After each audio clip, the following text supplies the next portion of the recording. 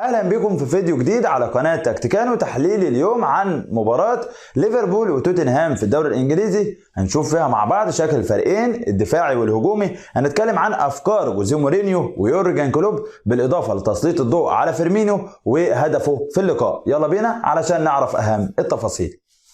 توتنهام بدأ المباراة بالشكل 3-4-1-2 وليفربول بالشكل 4-3-3. نبدأ بليفربول من دون الكرة وتطبيق الضغط العالي على دفاع توتنهام ورقابة أهم خيارات التمرير اللي هم وينكس وإريكسن، وبعمل عليهم كثافة عددية، وبالتالي توتنهام كان بيعاني جدا في بناء الهجمات خصوصا في الشوط الأول. وفي الشوط الثاني بنشوف أيضا الضغط العالي المتواصل على ثلاثي قلوب دفاع توتنهام ورقابة أقرب خيارات التمرير اوريه وريكسن ولوكاس مورا. تاني حاجه كان بيعملها ليفربول من دون الكره هو انه ليفربول لما كان بيهاجم في ملعب توتنهام ويخسر الكره وتكون مرتده لصالح لاعبي توتنهام، على طول علشان ليفر يمنع توتنهام من الهجمات المرتده يعمل ايه؟ يطبق حاجه اسمها الضغط العكسي، وهو بهدف استرجاع الكره في اقل عدد من الثواني. وهنا زي ما احنا شايفين الضغط بيتم على لوكاس مورا وخلق كثافه عدديه في منطقه الكره ل5 من ليفربول مقابل 3 من لاعبي توتنهام. طبعا ليفربول مش هيضغط ال90 دقيقه علشان المجهود البدني ما يقلش بمرور الوقت،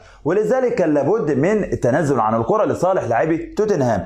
ولكن الليفر لما كان بيقف دفاعيا خلف الكره كنا بنشوف ال10 لعيبه بخطوط متقاربه بالقرب من دايره المنتصف. بالتالي الليفر في الحاله دي بيخلق كثافه عدديه على لاعبي توتنهام وبيضيق عليهم المساحات، وبيخلق كمان كثافه عدديه وزياده عدديه في منطقه الكره. لذلك هنا بنشوف ثنائي من توتنهام اقرب لهم 4 لعيبه من لاعبي ليفربول. وهنا حاله ثانيه من الشوط الثاني بتوضح الخطوط المتقاربه ما بين لاعبي ليفربول، ضغط عالي، دفاع متقدم، تضييق مساحات، 3 في وسط الخطوط، وبالتالي الليفر كان جيد جدا من دون الكرة.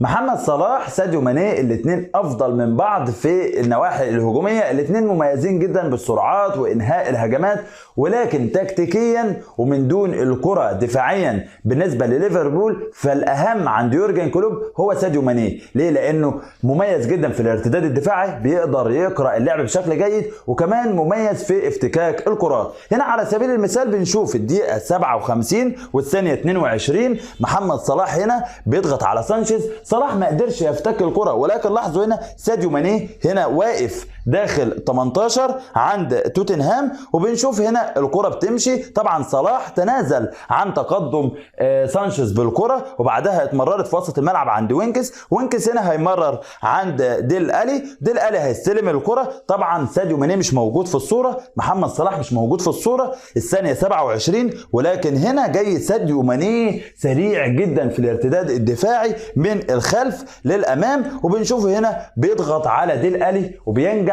في افتكاك الكرة. وده الفرق ما بين محمد صلاح وساديو ماني في منظومة ليفربول مع يورجن كلوب.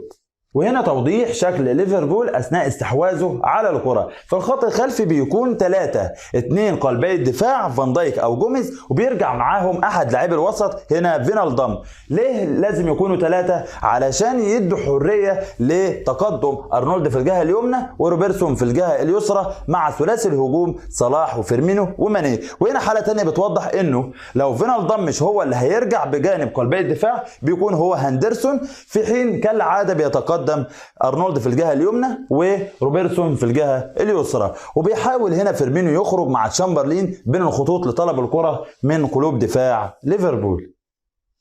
هجوميا ليفربول متنوع جدا، بيهاجم بالعرضيات، استحواذه على الكرات، استغلال انصاف المساحات، كمان الكرات الثابته والتمريرات المباشره خلف الخصوم. بنشوف هنا تمريره مميزه من فان دايك في المساحه الخاليه خلف تانجانجا وخلف اوريه عند ساديو ماني في الجهه اليسرى.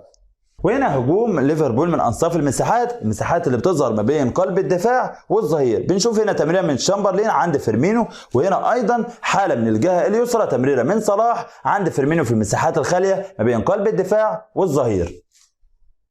ومن انصاف المساحات اليسرى بنشوف ليفربول بيبدا هدفه الوحيد. هنا رمي التماس من روبرتسون في المساحه الخاليه ما بين قلب الدفاع والظهير لتوتنهام عند فيرمينيو اللي بيهرب بيها بشكل مميز. بتكون هنا الصوره بشكل اوضح، الكره هنا في المساحات الخاليه اللي هي بنقول عليها انصاف المساحات ما بين قلب الدفاع والظهير. هنا الكره هتخدم فيرمينيو وهتضرب في دماغ ألدرفيلد، هتوصل هنا عند هندرسون. هنا هندرسون يعني بيضع رأسه في مكان خطر جدا، ولكن بفدائية كبيرة بيلعبها عند محمد صلاح. محمد صلاح هنا في وسط 2 من لاعبي توتنهام بيدخلوا عليه بشراسة، ولكن صلاح بينجح بالسيطرة على الكرة وبعدها بيقف عليها بشكل كويس جدا وبيمررها لفيرمينيو. فيرمينيو هنا بيستلم الكرة بالجهة اليسرى برجله اليسرى بقدمه الضعيفة بباطن القدم علشان يفتح مع نفسه المساحة خلف قدم المدافع الثابتة، وبالتالي هنا المساحة أصبحت واضحة بصورة كبيرة جدا اتصنعت من ذكاء فيرمينيو اللي بيسجل هدف مميز جدا في الشوط الأول.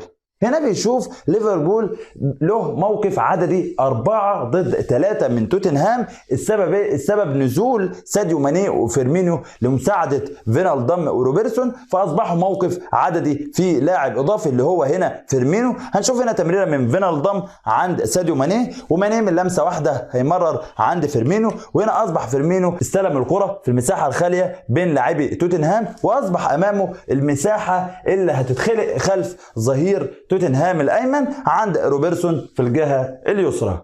وهنا حالة أخرى بتوضح تواجد فيرمينيو بذكاء في المكان المناسب في المساحات الخالية بين خطوط توتنهام، بيطلب الكرة هنا من فينالدم. وهنا حالة تانية بتوضح تواجد فيرمينيو دايما ورجوعه بالقرب من زملائه علشان يكون خيار التمرير ويساعدهم على التدرج بالكرة وعلى تدوير الكرة في ملعب الخصوم.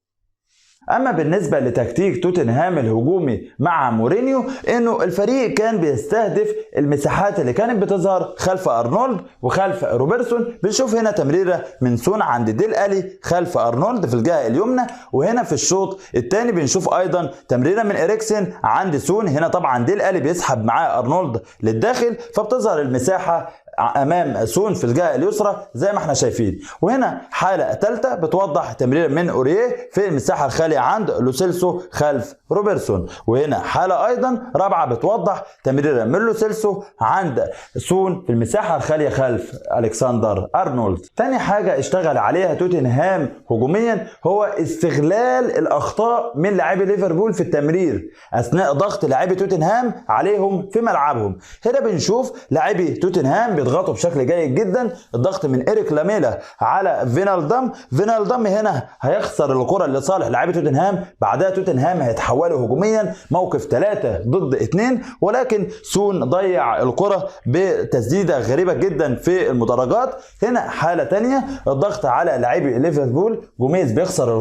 الكرة هنا عند إيريك لاميلا، ممكن يسدد مباشرة خلف أليسون المتقدم، ولكن لاميلا ما سددش الكرة. هنا بنشوف لعبة تانية روبرتسون هنا تقدم بالكرة بعشوائية وبسذاجة كبيرة جدا، خسر الكرة للاعبي توتنهام. الكرة هنا مع ديل الي مرر في المساحة الخالية وبعدها تحول توتنهام هجوميا. وفي اخر ربع ساعة شفنا توتنهام بيهاجم بصورة كبيرة جدا، الليفر بيتراجع وبيتنازل عن الكرة للاعبي توتنهام. هنا توتنهام لما كان بيهاجم كان بيتقدم الظهير اوريه بحرية كبيرة جدا في الجهة اليمنى مع الرباعي الهجومي لوسيلسو ديل الي لوكاس مورا وسون. هنا حالة تانية بتوضح بعدها بقى في الدقيقة 85 اصبحنا بنشوف لاعبي توتنهام خلاص مش بيبكوا على حاجة، هنا بيهاجموا ب7 لعيبة في ملعب ليفربول بتقدم هنا سون وديل الي في الجهه اليسرى، اوريه في الجهه اليمنى ومعاه إيريك لاميلا. هنا لوسيلسو بيشتغل مع لوكاس مورا وبيبداوا يهاجموا بكثافه وكانوا خطرين جدا وكانوا قريبين جدا من التعادل. وفي اخر 5 دقائق من اللقاء شفنا ليفربول بيرجع بال10 لعيبه في مناطقه الخلفيه بدفاع متاخر او دفاع منخفض لتضييق المساحات وخطوط متقاربه علشان يقلل من خطوره لاعبي توتنهام الهجوميه. اسأل تكتيكانو. الفقرة دي هتكون خاصة بأي سؤال عام أو خاص بيا، سؤال خاص بالتكتيك، بتكتيك المباراة، من الأفضل في المدربين، سؤال خاص بالفرق واحتياجاتها. فهكون معاكم على الهاشتاج ده وهرد على 3 أسئلة في كل حلقة. وبكده أكون وصلت لختام الحلقة. في النهاية ما تنسوش تعملوا لايك للفيديو وتدعمونا بسبسكرايب للقناة وتفعلوا الجرس علشان توصل لكم التحليلات أول بأول. كان معاكم أحمد سيد من قناة تكتيكانو. دمتم في رعاية الله. سلام.